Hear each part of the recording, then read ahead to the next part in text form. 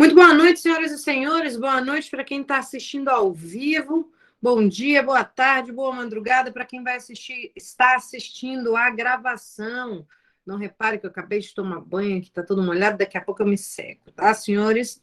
Hoje é dia 23 de dezembro de 2021. Nós estamos aqui às vésperas da véspera de Natal, iniciando mais uma aula do nosso curso intensivo para a Polícia Civil do Amazonas. Quero de antemão agradecer a compreensão dos meus colegas que estão estudando aqui comigo, que estão aqui na batalha, por esses últimos dias ter me deixado mais quieta para eu poder me dedicar à minha prova, né? A prova da Polícia Civil de Minas Gerais. Ainda não sei qual vai ser o resultado, mas de toda forma eu acho que deu bom, viu? Eu acho que deu bom. Vamos ver daqui a uns dias, eu vou deixando vocês mais à vontade. Mas nós vamos fazer um intensivo depois do Natal também para a gente fechar esse nosso primeiro ciclo, para a gente poder dar início ao segundo ciclo, tá, pessoal? Também agradecer quem está no grupo de estudos, tá? O grupo de estudos está muito bom. Para quem está conseguindo seguir rigorosamente o grupo de estudos, mesmo que não consiga rigorosamente, mas você tem o sábado e domingo para colocar em dia. Estou encaminhando parte de leitura de letra de lei, jurisprudência e exercícios. Alguns exercícios comentados, outros exercícios estão gabaritados, para que você possa estudar isso. Eu indico que, além de você fazer o grupo de estudo, para quem está no grupo de estudo, eu acho que a Pâmela está aqui ao vivo e a Pâmela está no grupo de estudo, né, Pâmela? Você faça a meta diária que eu te encaminho e faça a leitura de lei seca de outras matérias. Por exemplo, assim, no dia que eu te mandar direito administrativo, faça a leitura de lei seca do Código Penal, Código de Processo Penal, Direito Civil, né? Que são matérias que vão estar na sua prova, perfeito? Vamos lá. E mantenha o curso que você escolheu, o curso regular. De antemão, eu já indico aqui para vocês. Depois desse primeiro módulo, a partir do dia 10, salvo engano, 10 de janeiro, eu vou dar início ao segundo, a continuidade ao segundo módulo dessas mesmas matérias que nós estamos estudando, tá? Até a prova, vai ser módulo a módulo, módulo a módulo. E a professora Fernanda também vai iniciar agora em janeiro o módulo de administrativo e constitucional voltado só à questão FGV para a Polícia Civil do Amazonas. Indiquei também para vocês o curso de legislação institucional que vai cair, né, legislação específica do Amazonas, da professora Flávia Leal. Vá lá no meu Instagram, eu acho que eu mandei também para algumas pessoas. Vá lá e diga para ela: olha, a Fabi disse que é para me inscrever no seu curso aqui, que não é para deixar de fazer de jeito nenhum. Tá bom? Sem mais delongas, vamos aqui ao nosso tema da aula de hoje. Nós vamos trabalhar abuso de autoridade e lei de drogas. Pessoal, é o seguinte: quando sai um edital, por mais que o edital ele tem uma previsão ainda de 4 meses, como é o caso do nosso, mais ou menos 4 meses, um pouquinho menos, né? A gente acha que é um período longo, mas não. Não é o momento agora de você pegar um PDF de 200 páginas de uma matéria e ler esse PDF. Não é. Não é o momento de você pegar uma doutrina para ler. Não é, não é. O momento é lei seca, jurisprudência e exercício. Então, nós vamos trabalhar já, por isso que é intensivo. Intensivo é porque a gente já está com o edital aí na porta.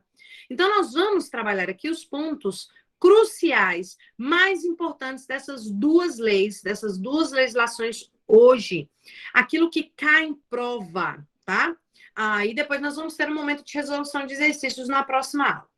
Vamos ver aqui, pessoal. Nossa primeira lei, lei de abuso de autoridade, uma lei nova. Deixa eu perguntar se já está aparecendo na tela para vocês ou se a internet está fraca. Pera lá. Eu acho que a internet está lenta, ainda não apareceu, né? Peraí que eu vou tirar.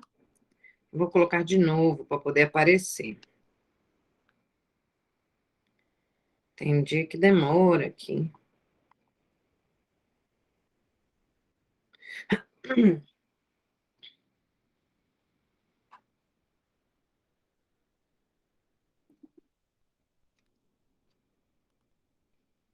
Vamos me dando feedback aí no privado. Acho que não apareceu ainda.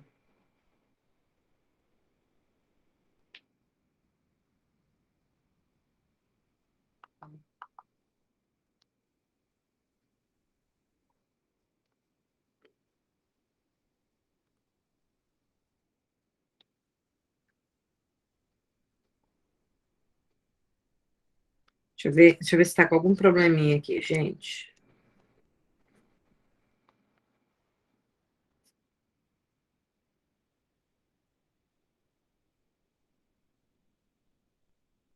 Acho que...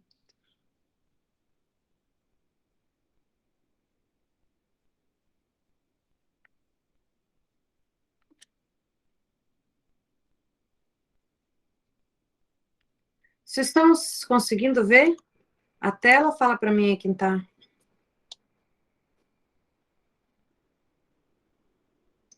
Apareceu, Pamela, na tela? Beleza. Então, vamos lá.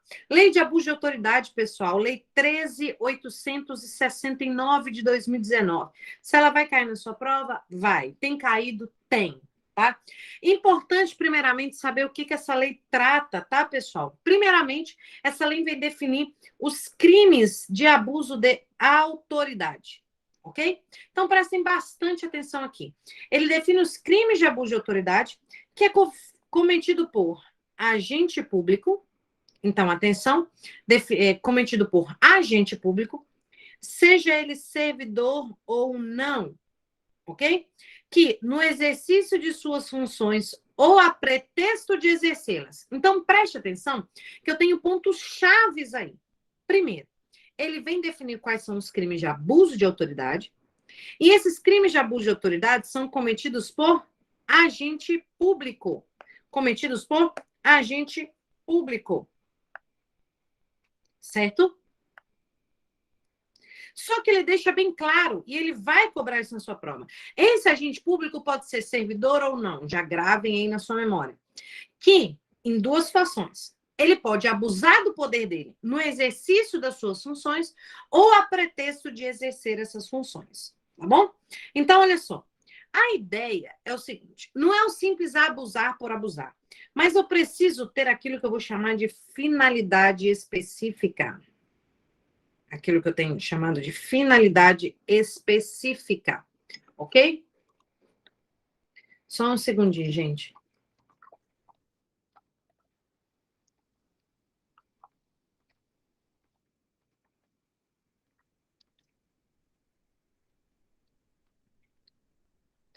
Certo? Finalidade específica. Quais são as finalidades específicas aqui da nossa lei de abuso de autoridade? Eu tenho a finalidade de prejudicar outrem, ok? Então, é necessidade de prejuízo ou beneficiar a si mesmo ou a terceiro. Então, preste atenção. Para que eu tenha abuso de autoridade, ok? Para que se constitua o crime de abuso de autoridade, eu preciso ter essa ideia, finalidade específica de prejudicar alguém ou beneficiar a si mesmo ou a terceiro, tá bom? Agora, não é só isso, pessoal. Na sua prova, ele vai entender que tem uma outra possibilidade. Ele diz assim, ó, ou, dê uma olhada aqui, ou por mero capricho, ou satisfação pessoal. Então, atenção. Os crimes de abuso de autoridade são cometidos por agente público, seja ele servidor ou não. Gravamos isso? Perfeito. Em que situações? No exercício da sua função ou a pretexto de exercer essa função. Então, fique bem claro isso, tá certo? Só que eu preciso ter algo que é muito importante. Eu preciso ter o que nós vamos chamar de finalidade específica.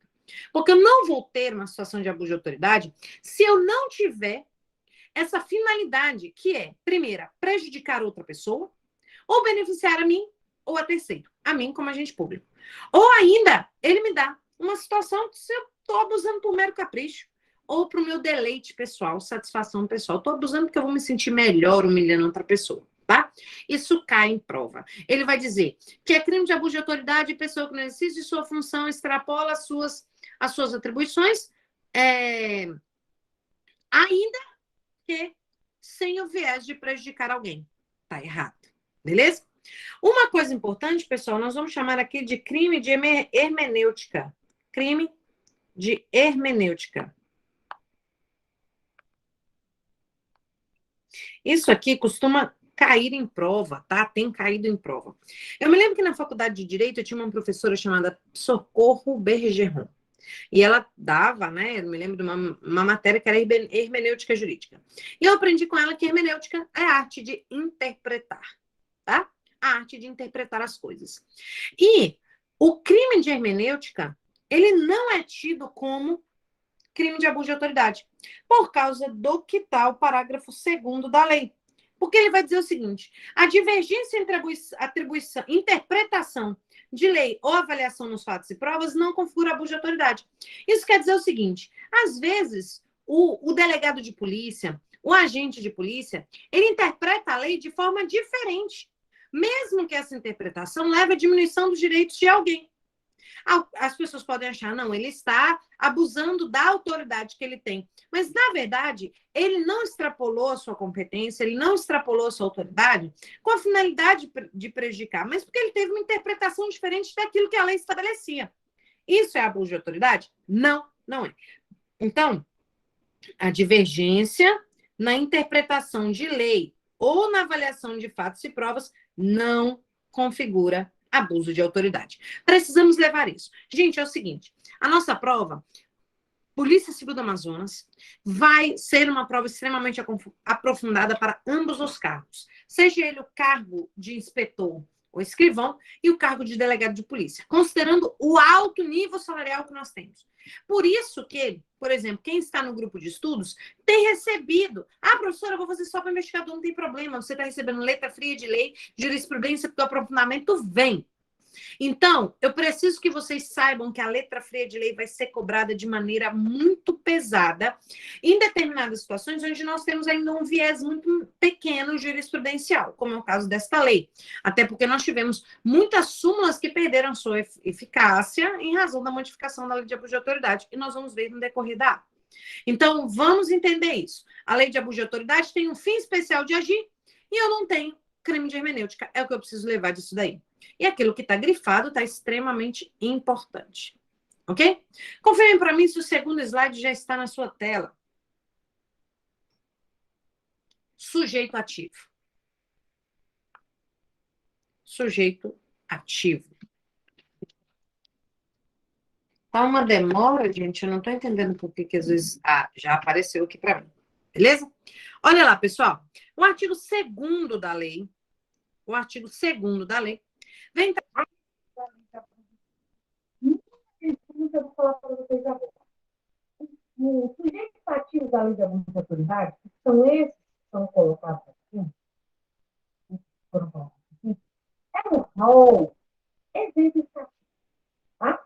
Ele vai dizer que o sujeito ativo de crime de abuso de autoridade é qualquer agente público, sendo ele servidor ou não, sendo ele servidor ou não, sendo ele da administração direta, indireta ou fundacional de qualquer dos poderes. Ok? Então, da administração direta, indireta ou fundacional. Pode ser dos poderes da União, Estado, DF, municípios e território. Agora, atenção, ele diz compreendendo, olha aqui, mas não se limitando a. Quer dizer que, pessoal, o áudio por mim, Jéssica, para você também o áudio por mim, Jéssica? Confirma para mim aí. Sai e entra de novo, Pana.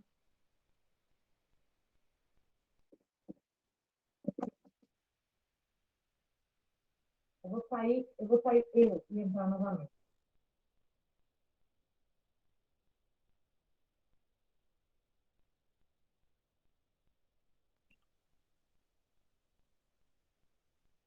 Pronto, verifica para mim se vocês estão me ouvindo bem. Vê se o áudio ficou melhor. Tem que falar no chat, tá? Diz para mim se o áudio está melhor. Fala, Jéssica.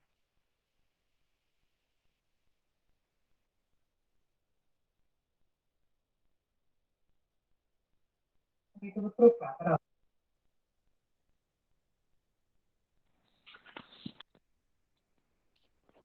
Verifica agora se o áudio ficou melhor. Veja se vocês estão me ouvindo melhor agora. Assim? Tá, eu troquei a fonte. Eu botei a fonte para o tablet.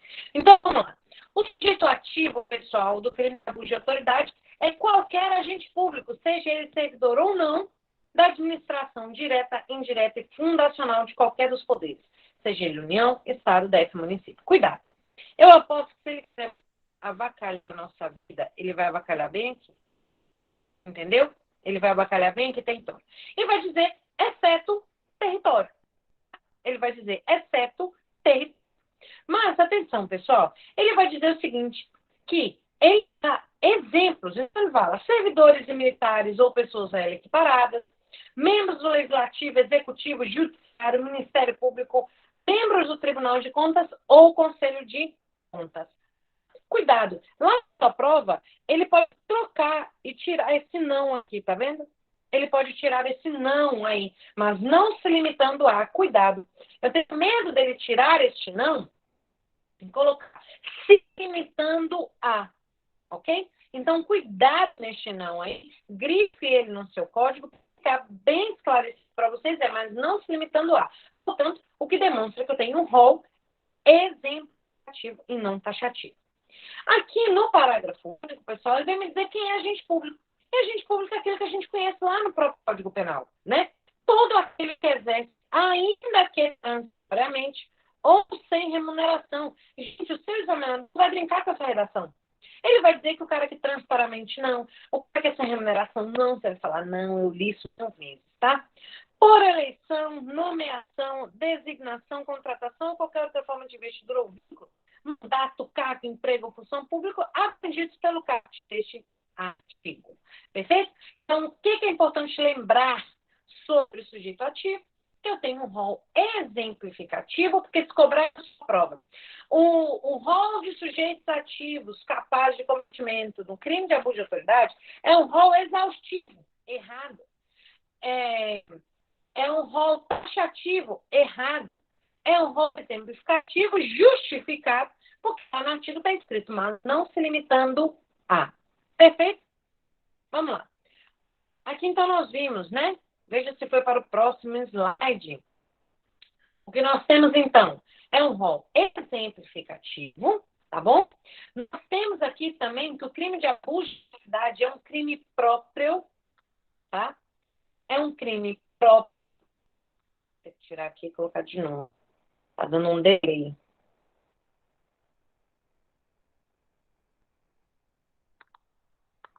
Mas não tem problema, a gente vai lutando também com isso. É um crime próprio, tá certo? Por quê? Porque ele traz uma condição especial do agente. Eu preciso que seja um agente público. Mesmo que esse agente público seja alguém que exerce aquilo ali sem remuneração, transitoriamente, por eleição, nomeação, designação, não interessa. Eu preciso dessa condição especial. Então, abuso de autoridade é um crime próprio, tá, pessoal? Outra coisa importante que pode vir na sua prova, aprofundando um pouco. O cara que é policial, está de férias, que está de licença, cara, que não, mesmo não estando nas suas funções, ele age sim invocando abuso de autoridade, se ele fizer isso, invocando poderes do seu cargo, tá? Agora, importante saber uma coisa. Professor, servidor público aposentado. Galera, servidor público aposentado não tem mais os poderes proporcionados pelo Estado. Só vai exercer abuso de autoridade aquela pessoa que o Estado investiu alguma autoridade. Se eu não tenho mais essa designação de competência proporcionada pelo meu cargo, eu não irei mais praticar abuso de autoridade. Então, anote no seu caderno que servidor público aposentado não pratica abuso de autoridade. Perfeito, senhores? Até aí, importante ficar gravado. Pessoal, o slide traz para mim aquilo que nós vamos chamar da competência penal militar. Olha só, até que vire o slide aí que aparece para vocês aí na internet. Ajude. Deixa eu começar uma coisa para vocês. Em 2017, logo que eu saí da academia de polícia, né, nós nos deparamos no final do ano com a Lei 3.491 de 2017. Tá? Foi uma lei editada já no final do ano, em que ele ampliou a competência da justiça militar. Tá? Nós tivemos uma ampliação na competência da justiça militar. Por quê? Gente, a justiça militar, ela estava quase perdendo a sua razão de ser. Porque ela tinha uma competência muito pequena. A competência da justiça militar era uma competência para crimes militares. Ou seja, aquilo que está lá no Código Penal Militar, lá no seu artigo 9º, né? E os seus incisos, as situações em que designava serviços, né? Em que designava serviços. Tá. E, pessoal, com a modificação, porque ele falava assim, considera-se crimes militares em tempo de paz os crimes neste código. Falava, né, neste código, perfeito. Só que nós tivemos uma ampliação desse rol e trouxe e os previstos na legislação penal. Tá? A lei de 2017 trouxe essa sigla prevista na legislação penal. Gente, a legislação penal abarca tudo. Tanto que eu tenho no Código Penal, quanto eu tenho na legislação especial. Então, vai ser considerado crime militar em tempo de paz aquilo que está previsto no Código Militar, no Código Penal, em toda a legislação. Ou seja, a gente ampliou a competência da Justiça Militar. Então, por exemplo, assim, se um policial militar, é possível que seja considerado crime militar uma Maria da Penha? É possível. Desde que ele cometa o crime da Maria da Penha, nos moldes do que eu tenho lá das situações que demonstram estar em serviço. Entendeu? Que são os incisos lá do artigo 9º. Você quer ver um exemplo que antes da justiça comum e da justiça militar? Imagina que você pega vários militares que vão ter que acampar para fazer um treinamento. Chega lá, pessoal, eles de forma indiscriminada começam a desmatar. Mesmo sabendo que não precisavam. Toca fogo em árvores para darem mais conforto. Gente, cometeram um crime ambiental.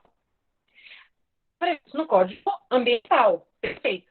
Como o Código Ambiental, né, florestal, ele é legislação penal, o fato deles terem cometido em serviço agora é considerado crime militar.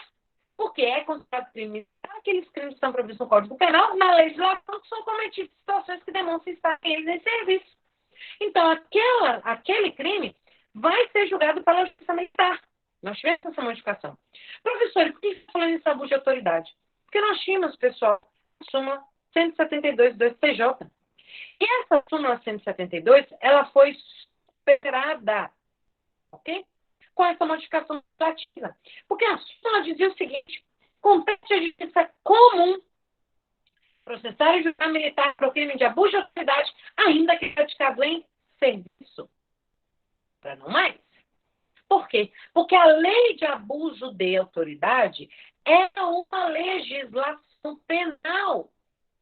E o fato de ter tido essa mudança de paradigma, né? Mudança legislativa, na verdade, trazendo que o militar, quando ele está em serviço e ele comete algum crime previsto na legislação penal, como a lei de abuso de autoridade é uma legislação penal especial, essa súmula foi superada. Nós damos o nome disso de overruling, né? Nós perdemos, teve essa superação legislativa. Então, se cair na sua prova, professor, eu já li 1000 vezes essa súmula 172, eu já estudei para 1000 vezes antes de 2017, e todas as questões eu marcava que o militar em serviço só praticar abuso de autoridade será julgado pela justiça comum. A partir de agora você não vai marcar mais. Você vai dizer, não, isso é crime militar. Isso que vai cair na sua prova. E tem caído nas últimas provas. Perfeito? Levem isso aí. Muito cuidado, eu já digo de antemão, muito cuidado para você não estudar questões desatualizadas, tá, pessoal? Sempre vá lá no que concursos, quando você for estudar, e vai estar lá, às vezes, desatualizada a questão, cuidado, muito cuidado com isso. Então, estudem por material desatualizado, aula desatualizada é uma problemática, tá? Vamos lá. Lei de abuso de autoridade, quando ele trata aqui, pessoal, da ação penal. Como será a ação penal na lei de abuso de autoridade? Acompanhe aqui comigo, tá? Nós vamos ter aqui a previsão lá no artigo 3º, vem aí na sua tela. Artigo 3º vem tratar sobre a ação penal. Levem para a sua prova. nós estamos aqui diante de um crime de ação penal pública incondicionada. Ação penal pública incondicionada. Perfeito? Cuidado. Se, opa, acho que não está aparecendo lá para vocês. O slide certo, né? Tem que ficar de olho, porque está dando esse delay na internet e não está aparecendo direito o slide para vocês. Vamos lá, confirma para mim qual slide está aparecendo, do Código Penal Militar ou da ação penal? A internet está meio ruim nesses tempos, né? Nenhum. Peraí que vai já aparecer. Vocês ficam falando comigo no chat para não dar problema aqui, viu?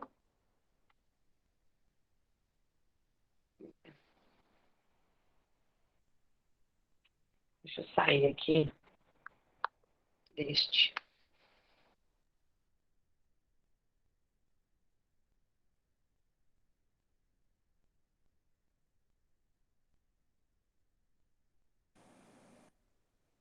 Pronto, vamos ver se agora vai.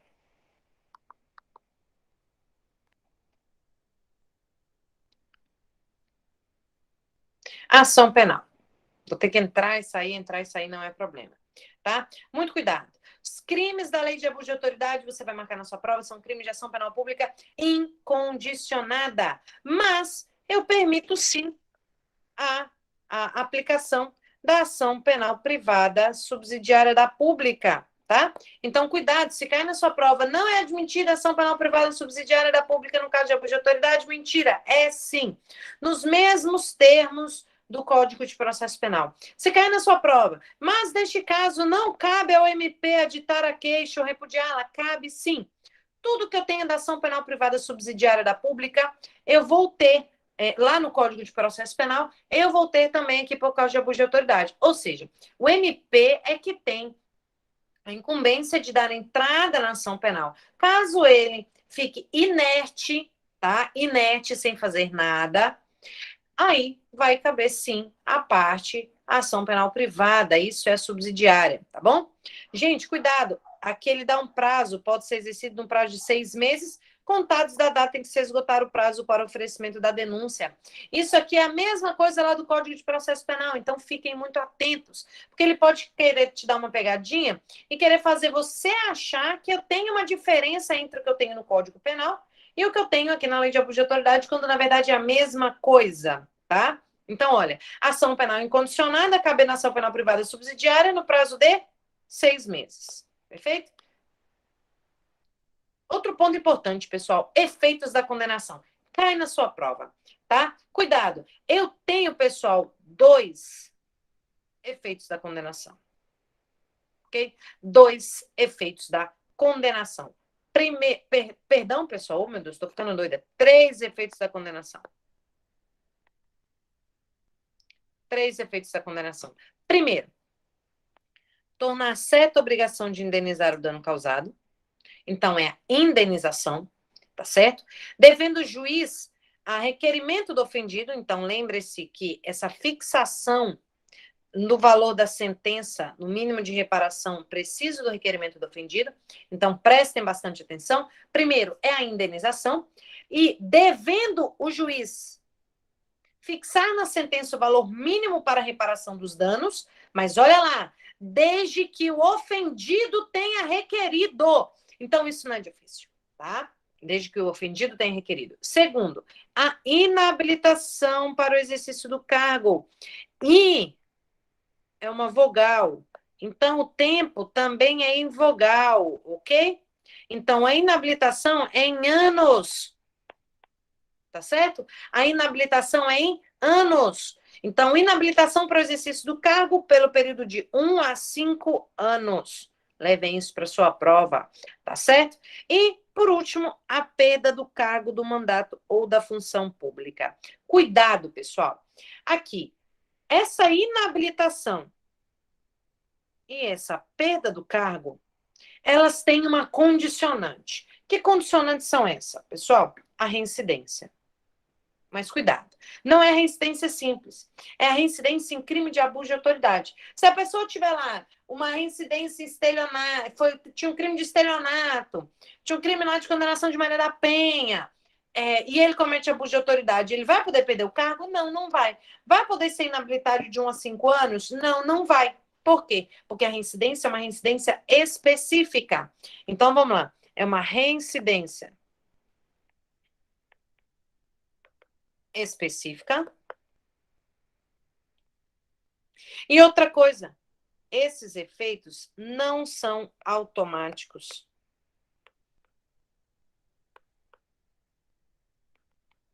Quer dizer, não é o fato dele ter sido condenado que vai fazer com que automaticamente... Não, o juiz vai ter que motivar isto na sentença. Então, cuidado. Professora, eu me lembro que tinha algum que essa perda do cargo era automático, sim. O toque é automático. O que é o toque? Tortura e organização criminosa. Fora isso, essa perda do cargo e inabilitação não é automática. Perfeito? Então, prestem bem atenção. No caso de abuso de autoridade, para que ele tenha perda do cargo e inabilitação para o exercício do cargo, eu preciso que tenha reincidência específica, então ele tem que ser reincidente em crime de abuso de autoridade e não há um efeito automático. Agora, uma pergunta que pode vir na sua prova, presta atenção aqui em mim. Ele pode dizer: os efeitos da condenação na lei de abuso de autoridade são efeitos que exigem a reincidência específica, certo ou errado?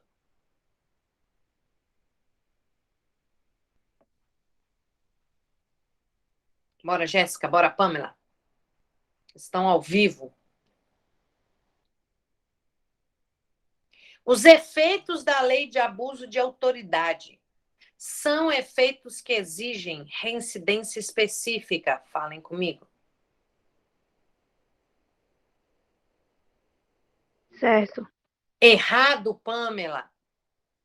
Por que está errado? Vou te dar mais uma chance.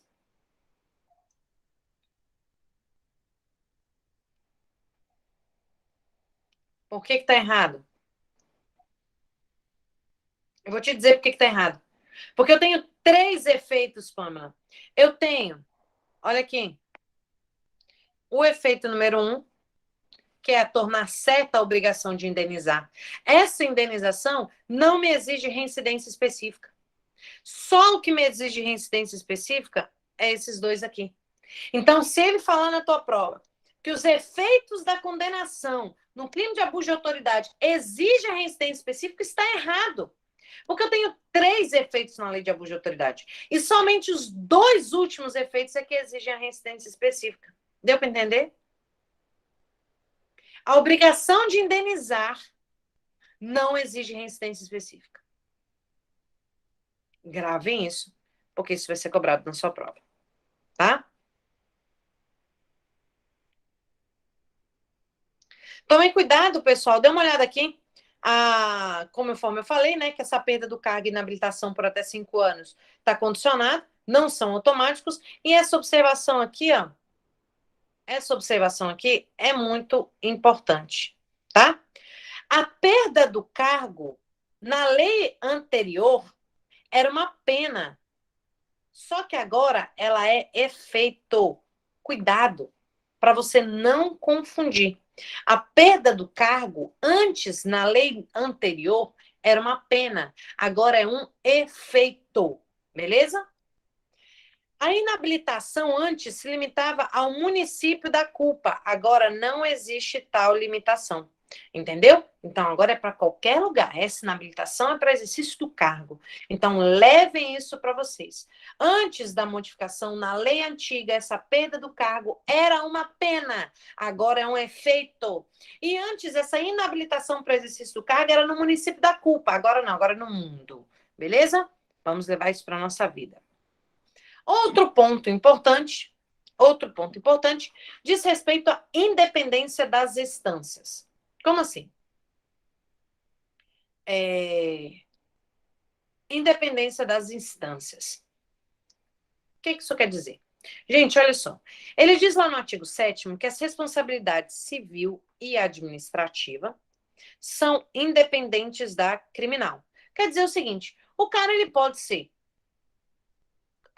condenado na civil, mas não necessariamente na criminal. Condenado na administrativa, mas não necessariamente na criminal. Ah, ele está respondendo na criminal, já foi demitido lá na civil, na administrativa, tranquilo, tá?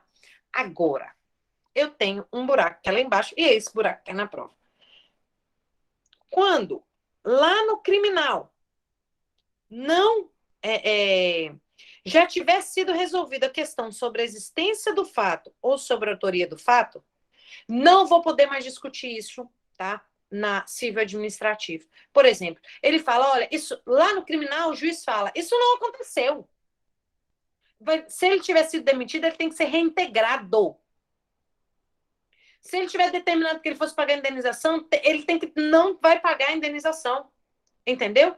Então, se lá no criminal for decidido situações entre a existência ou a autoria do fato, já tiver sido decidido no criminal, não se discute mais no civil, no administrativo. Tipo assim, lá no criminal foi entendido sim que ele tinha cometido o fato, que esse fato existiu e que foi ele. Lá no civil, para ele não pagar a indenização, ele vai poder falar, não fui eu. O juiz lá fala aí, cara, no criminal já foi dito que foi você. Então não tem o que falar, tá? Então dê uma olhada. O artigo 8º traz a situação relacionada à coisa julgada. Tem caído muito, tá? Olha só, faz coisa julgada no civil e no administrativo disciplinar, ou seja, situações em que eu não vou poder mais discutir, entendeu? Já petrificou, não vou falar mais disso. Então, faz coisa julgada no civil e no administrativo, a sentença penal que reconhecer ter sido ato praticado em estado de necessidade, em legítima defesa, estrito cumprimento do dever legal ou exercício regular de um direito. Quer dizer, se lá no criminal foi decidido que o cara, foi visto que o cara cometeu aquilo ali em estado de necessidade, eu petrifico aquilo que está lá no civil administrativo, não tenho mais nem como discutir aquilo ali. Tá certo? Eu não discuto mais aquilo. Então, dê uma olhada aqui, observação 1 sobre isso. Inexistência de fato, autoria excludente de licitude, decididos no juízo criminal, vinculam as decisões nas esferas civil e administrativa. Pode-se cair aí? Pode. Cuidado. Eu tenho medo deles fazerem uma troca aqui. Trocarem civil por criminal. Por exemplo, faz coisa julgada no âmbito criminal, a situação decidida no civil. Não, é o contrário. A responsabilidade penal e civil são independentes. Não se pode mais questionar a existência ou a autoria quando essas questões tiverem sido decididas no juízo civil. Está errado. Então, muito atentos. Eu acredito numa prova que ele vai querer uma prova extremamente cheia de pegadinha, como foi a prova que eu fiz na Polícia Civil de Minas Gerais. Essa prova que eu fiz domingo passado, da Polícia Civil de Minas Gerais, dia 19 de dezembro, né? Eu espero que quem esteja assistindo essa aula gravada lá para o final de janeiro, início de fevereiro, né? E eu falando aqui se eu passei ou não, eu já tenha passado, né? Mas vamos lá. Essa prova que eu fiz, né, dia 19 de dezembro, de 2021, ela foi uma prova simples, direta, mas incrustada de pegadinha. Gente, eu fiz a primeira leitura da prova, na segunda leitura da prova, eu falei, caraca, como que eu ia errar isso? Sabe assim? O canto da sereia mesmo, quando você dá aquela primeira leitura, quando você dá. Tá, beleza, tá certo. Quando eu vi, eu falei, meu Deus, eu ia errar isso aqui. Coisa simples, coisa simples. Tipo assim, o Poder Judiciário revoga a decisão. Eu falei, caraca, mas a Fernanda me mata se eu errar uma dessa. Entendeu? Mas sabe quando você passa direto? Então foi uma prova com pegadinhas, algumas bobas e algumas bem difíceis, tá? Então, olha lá, cuidado para não haver esta troca. Perfeito? Essa troca aí, ela pode ser fulminante na nossa... pra gente, né? E outra aqui, a absolvição da esfera criminal por argumento diferente não vincula a esfera civil. Então, cuidado. Ele pode simplesmente vir falar para você assim, João foi absolvido, né, por falta de provas no âmbito criminal. De acordo com a lei de abuso de autoridade, essa situação faz coisa julgada no âmbito civil. Errado. A absolvição dele, em razão de uma excludente de licitude, faz coisa julgada no civil e no administrativo. Mas qualquer outra situação não faz, tá? Muito cuidado com relação a isso. Muito cuidado. Agora, pessoal, nós vamos entrar aqui na parte especial da lei de abuso de autoridade. Da lei de abuso de autoridade. Na parte especial, que é a parte relacionada aos crimes. Confirmem para mim aí se já está na tela das senhoras.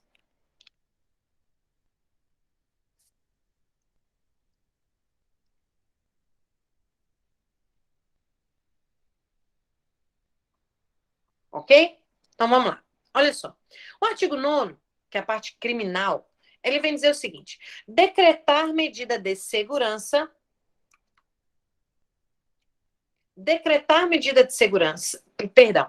Decretar medida de privação de liberdade em manifesta desconformidade. Opa, é desconformidade com as hipóteses legais. Tipo assim, gente, você vai ser policial civil no Amazonas. Amém, meninas? Amém, né? Muito bem, você vai ser policial civil no Amazonas. Você decreta uma medida de privação de liberdade de alguém sem que ela tenha um mandado de prisão. Pessoal, detenção de 1 a 4 anos e multa. Você quer ver uma coisa aqui? Eu acredito numa prova que ela pode te cobrar pena.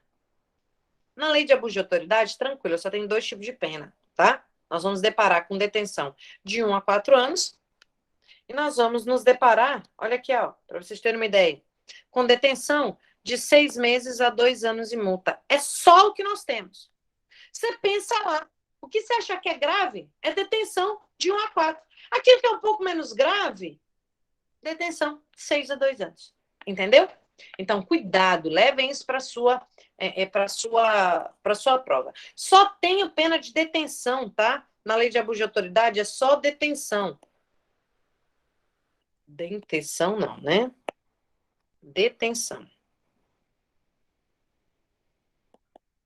Ou é de 1 a 4 anos, ou 6 meses a 2 anos. Só isso. Decorem isso, tá? Agora, olha só. Nessas mesmas penas, então, eu tenho aqui uma figura equiparada a essa decretação. Então, vai ser de 1 a 4 anos. Se você tiver aí com o seu vadimeco, já vai rabiscando o seu vadimeco. Eu indico já que você já compra um novo vadimeco, porque o vadimeco de 2020, deixa eu ver qual que é o meu aqui, já está desatualizado. Deixa eu ver aqui, qual que é o ano do meu, pra vocês terem uma ideia.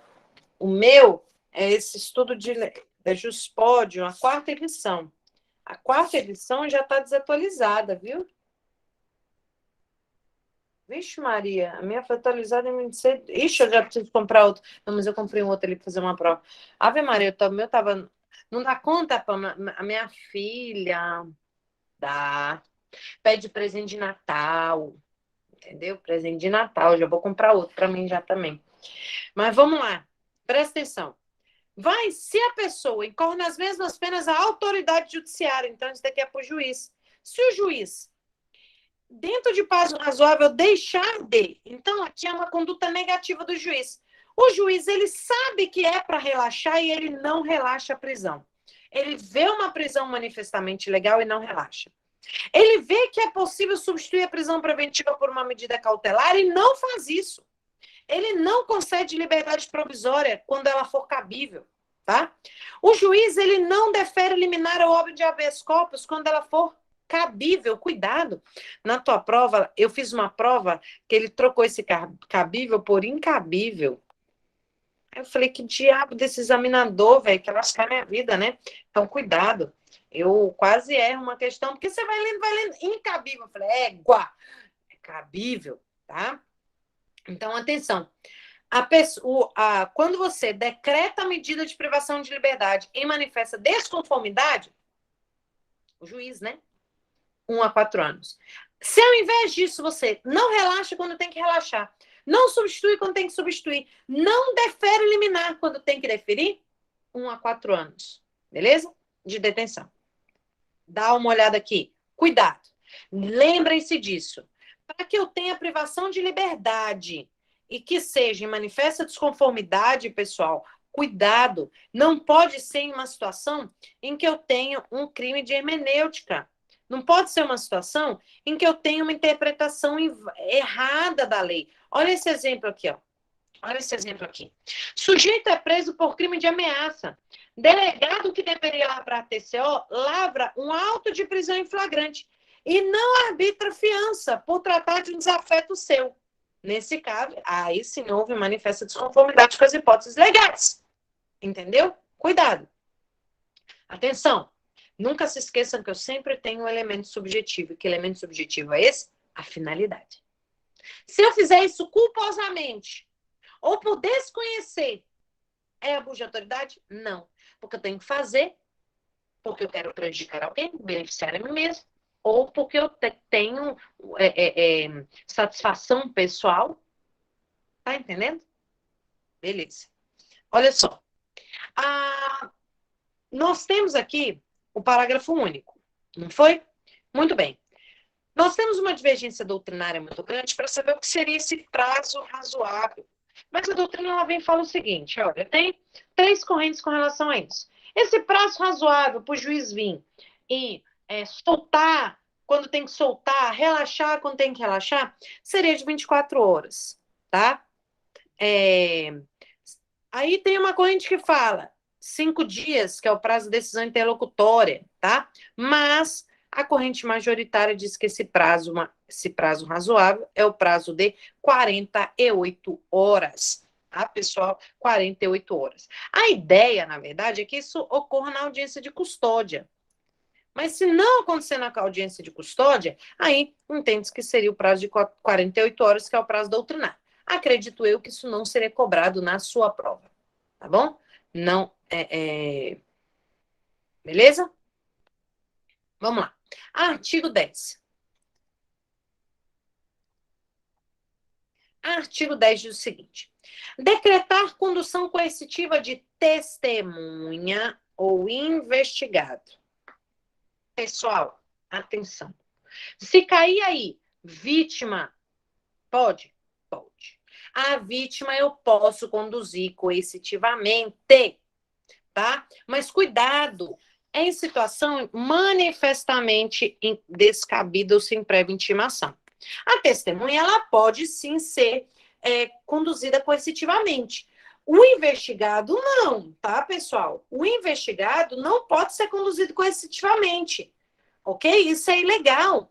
Por quê? Porque o depoimento do investigado, além de ser um meio, uma forma de produção de prova, é uma forma de exercício do direito de defesa, que ele pode fazer ou não, entendeu? Ele pode optar por não se defender. Então, ele pode sim ficar calado, tá certo? Olha aqui. O artigo 260 do CPP exige intimação prévia para condução coercitiva. Tipo assim, a Pâmela é intimada, né? Outro dia, olha só o que aconteceu. Outro dia eu fui intimada por uma audiência, esqueci da audiência. O oficial de justiça podia ir lá me conduzir coercitivamente? Podia. Ia ficar lindo para minha cara. Uma vergonha, né? Eu, policial, ser conduzida coercitivamente pelo oficial de justiça, mas eu iria. Quem manda é eu que pago essa vexame. Mas se eu falasse assim, olha, eu não recebi intimação dessa audiência, ele poderia me conduzir coercitivamente? Não, poderia. Mas se ele tivesse feito isso sem situação para satisfação pessoal, para me humilhar, para nada, poderia ser abuso de autoridade? Não, porque não tem uma finalidade específica. Então, tudo que cair de abuso de autoridade, não vá. Por mais que prenda em situação descabida, por mais que não solte quando tinha que soltar. Lembrem-se, se não tiver a finalidade específica, não é abuso de autoridade. Mesmo que tudo isso ocorra. É só isso que eu quero que você leve para a sua prova, tá? Olha lá. E aqui nós tivemos, conforme eu falei para vocês aqui, a situação do acusado, né? A DPF 444 foi declarado inconstitucional a condução coercitiva para o interrogatório em decorrência do direito ao silêncio. Gente, como é que, se eu tenho direito ao silêncio? O meu depoimento é um meio de prova, mas também é um meio de defesa. Eu não quero falar, vou me conduzir? Está errado. Isso está extremamente errado, senhores. Entendeu? Então, eu não posso conduzir coercitivamente investigados, tá? Investigados. Vamos lá? Olha aqui, 12. Deixar injustificadamente de comunicar prisão em flagrante. Vocês vão ver quando vocês forem policiais civis do estado do Amazonas, tá? Do estado do Amazonas, vocês vão ver que vocês, quando vocês fizerem a prisão preventiva de alguém, a prisão em flagrante de alguém, uma das obrigações é de comunicar essa prisão, entendeu? Só que aí, imagina que você esqueceu de comunicar. Isso é algo ilegal? Obviamente. Mas é abuso de autoridade? Não vai ser, porque o esquecimento é negligência é culpa. Eu não tenho crime culposo na lei de abuso de autoridade. Se eu, injustificadamente, deixar de comunicar a prisão em flagrante para o juiz, para o promotor, o que seja para a defensoria pública, no prazo legal, aí eu tenho uma detenção de 6 meses a 2 anos e multa. Você fala, porra, prender alguém injustificadamente é foda. Então é 1 a 4 anos. Tá? Agora, deixar de comunicar a prisão não é tão foda assim, né? Então é 2 meses, 6 meses a 2 anos, tá? Agora que tenho aqui as situações em que vou incorrer nas mesmas penas, senhores. Então, aqui também 6 meses a 2 anos. Você já lembra que tudo tem multa, tá? Tudo tem multa, ambas as penas têm multas, e ambas são detenção. Se tiver lá na tua prova, reclusão tá errado, ou multa tá errado, não. Olha aqui, ó, e multa. Seja 1 a 4, seja 2 a 6 a 2, tá? Então, olha aqui.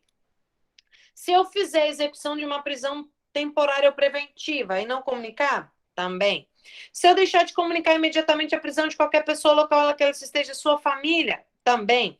Se eu deixar de entregar ao preso no prazo de 24 horas a nota de culpa, senhores, cuidado. Na sua prova, atenção, ele vai colocar 48 horas e não é 48 horas, tá? Atenção, são 24 horas. Vocês sabem que eu tô tão minha experiência em prova tá tão grande, não é querendo me achar não, porque isso não é bom não, tá? O bom é você passar de primeira logo, né?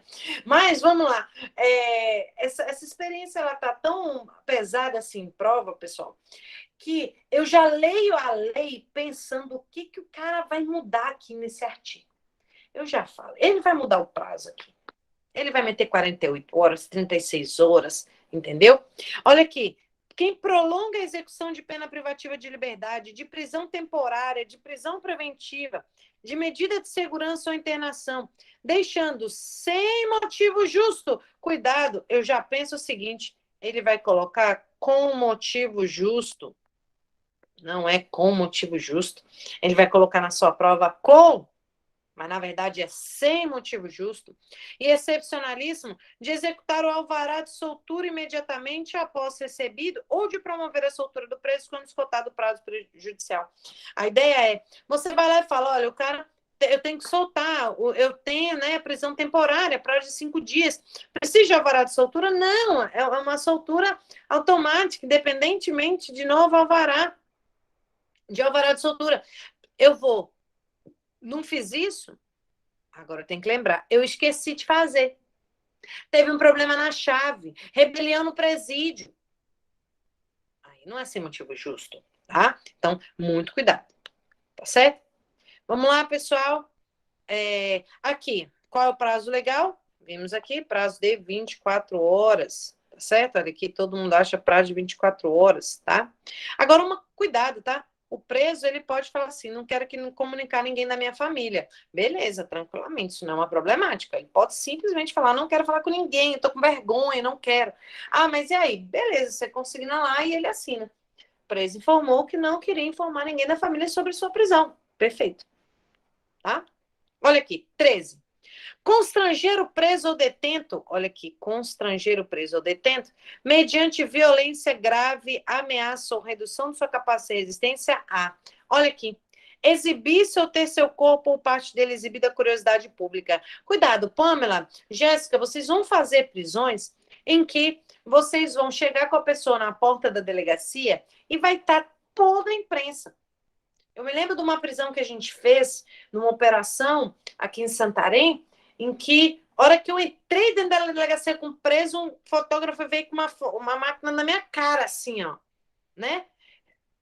E pegou eu e pegou o preso. O que eu podia fazer? Nada. Ele exibiu, ou teve parte do seu corpo exibida à curiosidade pública? Teve. Mas a culpa foi minha? Não. Eu fiz aquilo ali com violência, grave ameaça, ou eu fiz aquilo ali para chincalhar ele, para humilhar ele? Não. Então não é abuso de autoridade, tá?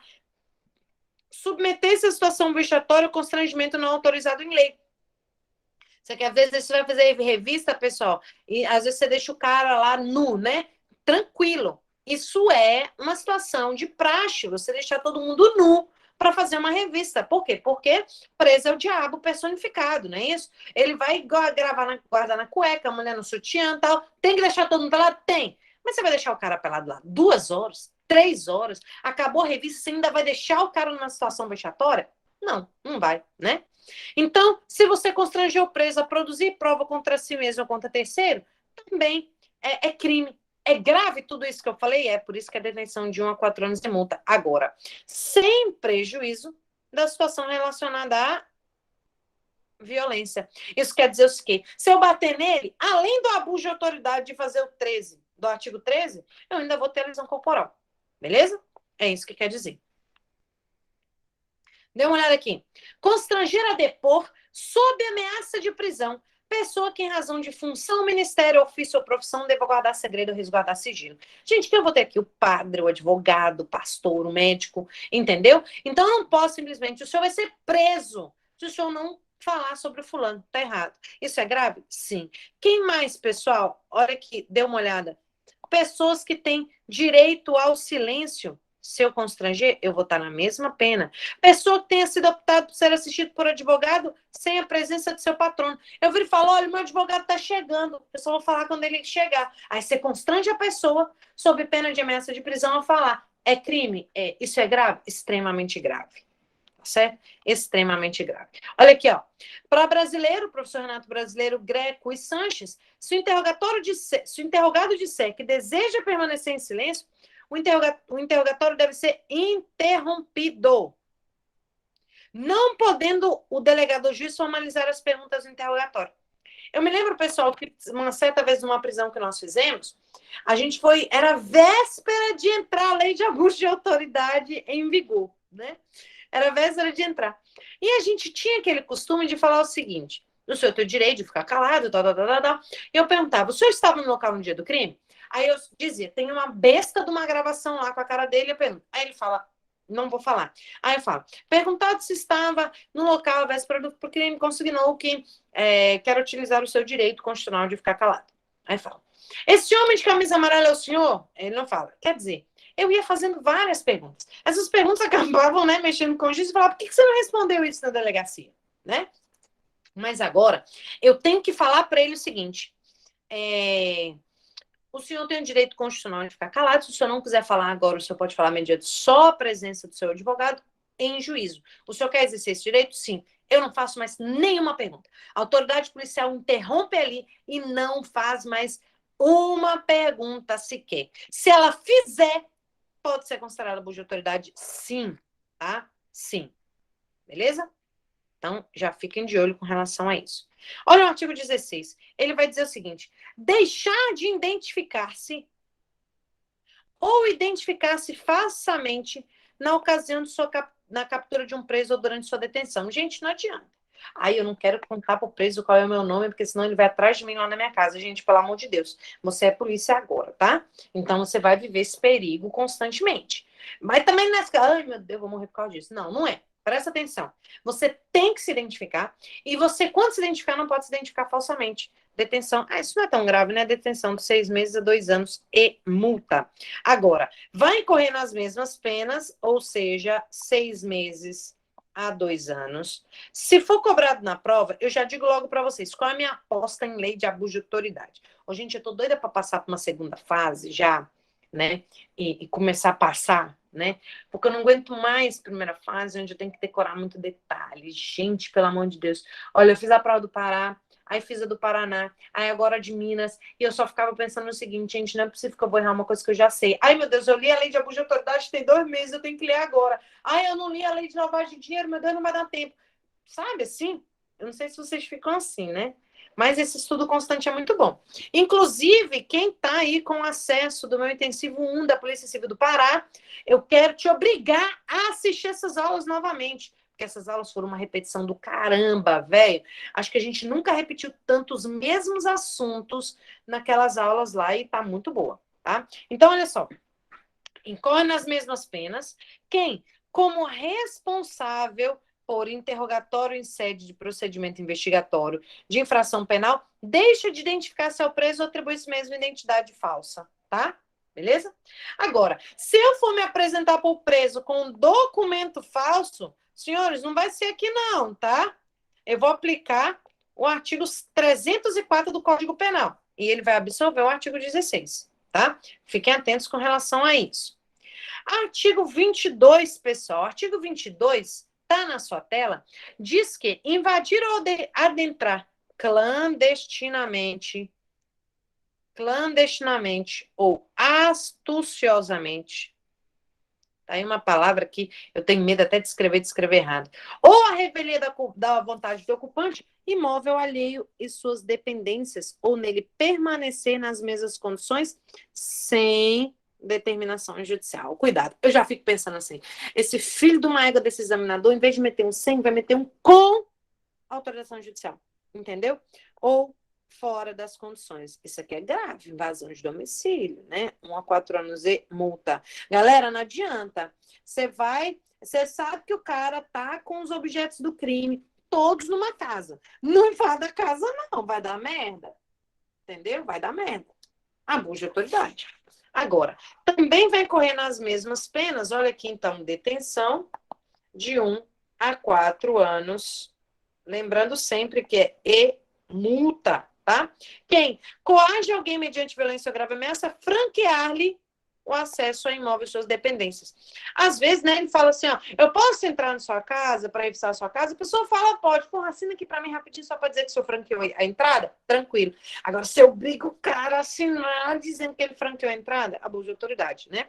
Quem cumpre mandado de busca e apreensão domiciliar após as 21 ou antes das 5 horas da manhã. Cuidado, tá, pessoal? Leve isso em consideração. Agora, se for para prestar socorro, né, necessidade de ingresso em razão de situação de flagrante delito ou desastre, não vai ter esse crime.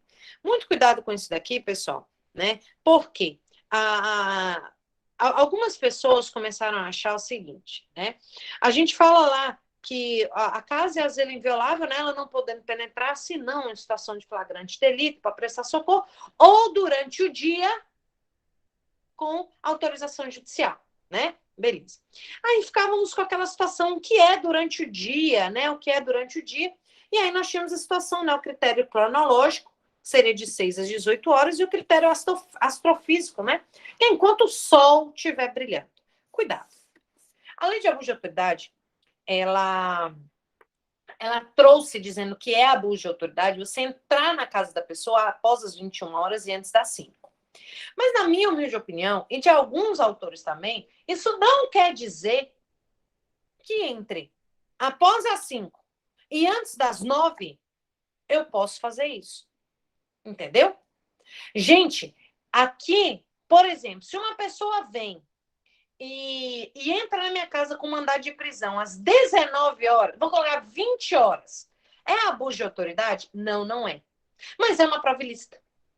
Porque o mandado tem que ser cumprido durante o dia. A lei de abuso de autoridade, na minha opinião, e de alguns autores, não trouxeram o horário para cumprimento de prisão, de busca e apreensão. Ela não trouxe isso.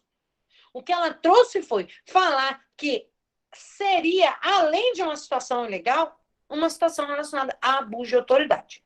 Então, continue levando para a sua prova o critério de dia relacionado ao critério cronológico, de horário, de 6 às 18 horas, e o critério astrofísico, que seria esse crepúsculo ao pôr do sol, tá bom? Outra coisa importante, pessoal, hotel, né? Quartos de hotel, de hotéis, geralmente eles estão abrangidos no conceito de casa, de residência, entendeu? Habitação coletiva, se tiver sem morador... Ah, tá, a jurisprudência fala o seguinte, depois se o assessor está em busca e apreensão, depois eu vou mandar até no grupo de estudos essa semana que vem, tá? Uma matéria sobre provas, e nela vai ter jurisprudência de busca e apreensão. Você pode entrar sem mandado em apartamento desabitado, tá? Cuidado que isso tem caído em prova. Só para lembrar aqui, tá bom? Artigo 23. O artigo 23, pessoal, é aquela pessoa que ela planta prova, sabe? Então, olha aqui, o artigo 23 diz: inovar artificiosamente no curso de diligência de investigação ou processo o estado do lugar, coisa ou de pessoa, ou com fim de eximir-se de responsabilidade ou responsabilidade criminalmente alguém ou agravar a responsabilidade. Você tem uma cena de crime, você modifica a cena do crime para eximir alguém de responsabilidade. Você é um policial, está numa intervenção policial, resultado morte, você planta uma arma na mão do cara que você interviu criminosamente. Isso é inovar. Além do crime relacionado, né?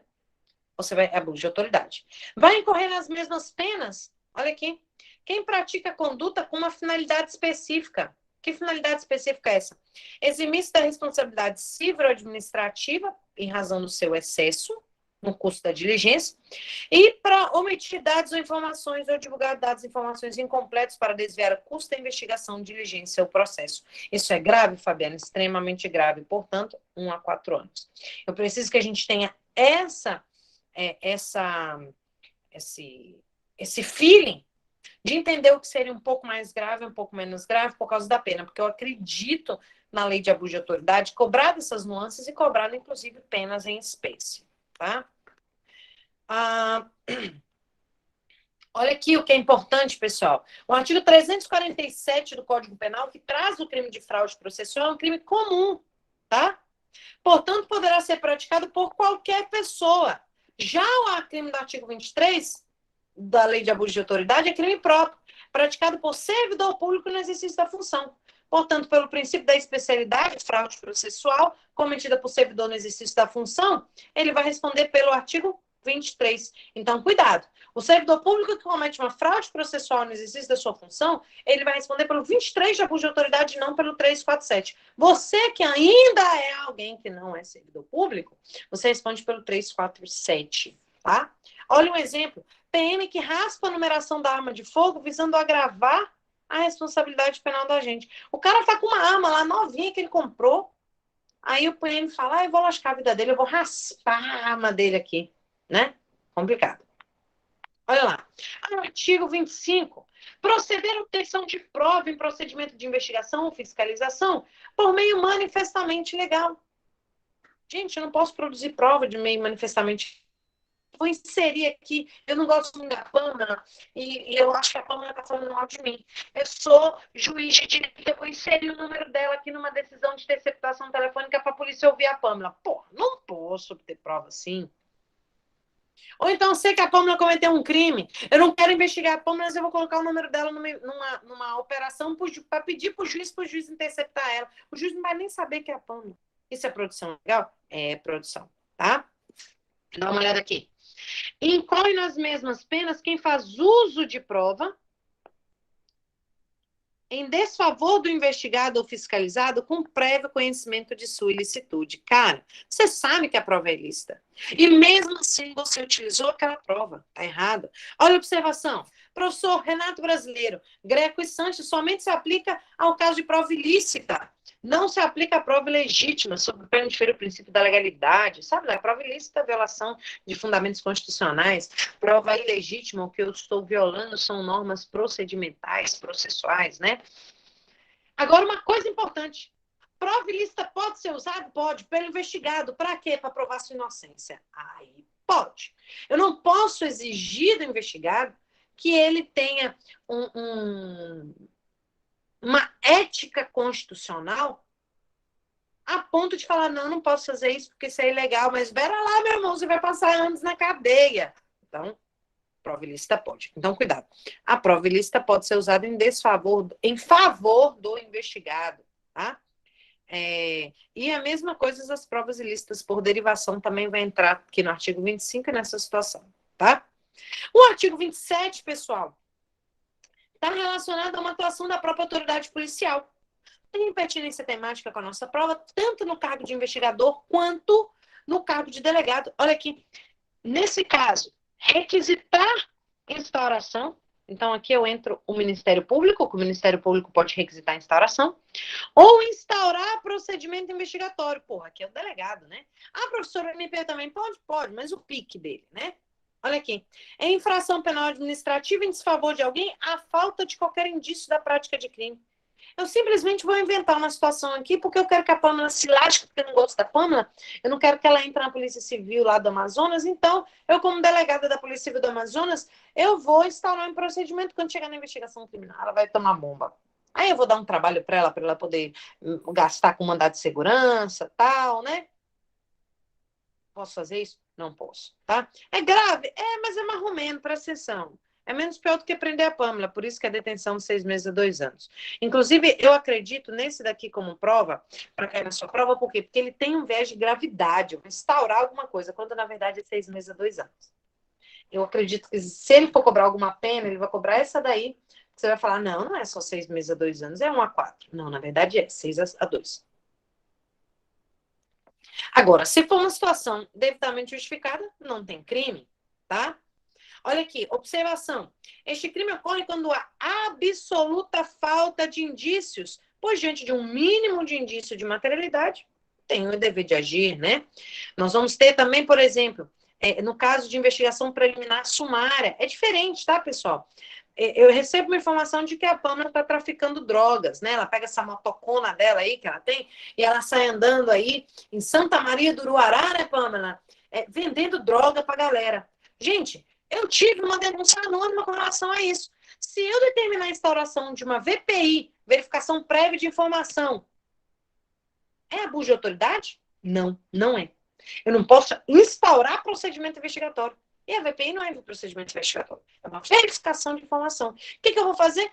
Determino para os investigadores o seguinte: então fica de olho nessa menina. Que menina, aquela ruivona ali, que anda naquela moto, né? Beleza, fica de olho.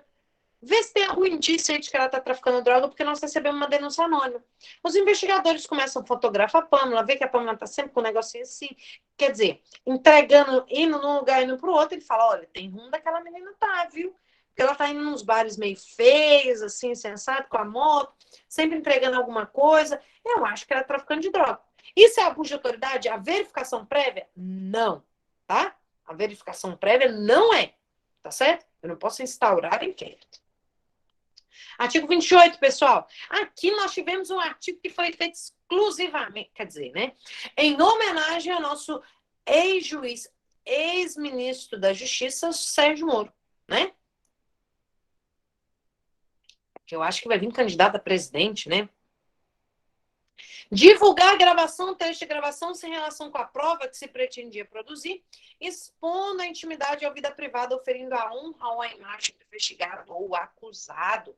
Senhores, nós tivemos uma divulgação de uma conversa da Dilma Rousseff, né? Dentro dos autos lá da Lava Jato, né? Nós tivemos isso. Abuso de autoridade. Muitas coisas da abuso de autoridade foi em represália Lava Jato, né? Uma delas foi essa, né? Então, aqui, detenção de 1 a 4 anos. Opa! Detenção de 1 a 4 anos e multa. Olha aqui a observação. Para o professor Renato Brasileiro, abrange a comunicação telefônica e também a comunicação ambiental. Tá bom? Dá uma olhada, essa gravação não pode ter relação com a prova que você pretende produzir. Por exemplo, a divulgação de uma relação extraconjugal é uma investigação de corrupção. Porra, sacanagem, né? De vez em quando a gente faz uma interceptação telefônica, descobre que o cara, né, tem um caso com a fulana, ou ele é casado e tem um caso, enfim, né? Se divulga conversa que tem relação com a prova, pratica o 10 da 9296, quebrar segredo de justiça, tá bom? Se for sem relação, aí sim. Aqui, ó, sem relação, é o artigo 28. Então, eu divulgo que o cara, eu descubro que o cara ele tem um relacionamento extraconjugal. Porque caiu na interceptação telefônica. Qual foi o crime? Artigo 28. Agora, se foi um texto de gravação onde eu digo que o cara, vejo que o cara, ele tinha... que ele estava mesmo cometendo aquele crime, e eu divulgo aquilo ali, da lei 929, que é a lei de interceptação telefônica, que é quebra de segredo de justiça. Cuidado! Isso pode vir em prova. Dá uma olhada aqui, ó. é abuso de autoridade se for o trecho da gravação sem relação com a prova. Se for com relação da prova, aí já é quebra de segredo de justiça. Pâmela, pelo amor de Deus, anota isso. Jéssica, anota. Se eu divulgar sem relação com a prova, trecho de gravação, artigo 28 da Lei de Abuso de Autoridade. Se eu divulgar uma trecho de uma gravação que tiver com relação com a prova, é violação do segredo de justiça. Quebra de segredo de justiça, está lá no artigo 10 da Lei 9296. Beleza? Olha aqui. Dar início ou proceder à persecução penal, civil ou administrativa sem justa causa. Ou contra a pessoa que você sabe que é inocente. Situação gravíssima, né? Situação gravíssima. Tá certo? E 31, olha aqui. Estender injustificadamente a investigação, procrastinando em prejuízo do investigado. Você vai... continua investigando, continua. Aí pede para renovar o tempo do inquérito. Isso aí, se for de forma injustificada, detenção de 6 meses a 2 anos. Quem vai incorrer nas mesmas penas, olha aqui, incorre na pena quem, inexistindo prazo para execução ou conclusão do procedimento, o estende de forma imotivada, procrastinando-o. Entendeu? Isso está relacionado com a duração razoável do processo. E aqui, 33, perdão, a última aqui. Exigir informação ou cumprimento de obrigação, inclusive o dever de fazer ou de não fazer, sem expresso amparo legal.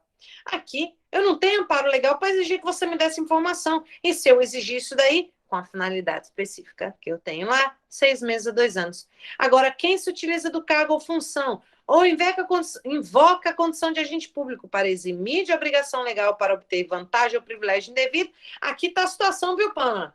Você vai achar que você é policial civil do Amazonas, você vai poder dar carteirada lá nos bar e boate. Aqui, ó, eximir de obrigação legal ou para obter vantagem ou privilégio indevido. Aqui está a carteirada, tá, senhores? Carteirada, 6 meses a 2 anos. E multa. Olha, cagada. É abuso de autoridade? É. Professora, mas o policial não tem direito de entrar? Gente, tem, se ele estiver investigando, tá? Se ele estiver investigando. Quanto à lei de abuso de autoridade, nós falamos aquilo que é mais importante. Perfeito, senhores? Lei de abuso de autoridade. A outra lei que nós vamos trabalhar vai ser a lei de drogas. Eu vou fazer o seguinte, eu vou dar um intervalinho aqui de 5 minutos só para a gente poder tomar uma aguinha e nós retomamos. Perfeito? Tranquilo, senhoras? Eu vou dar um intervalinho aqui e a gente volta.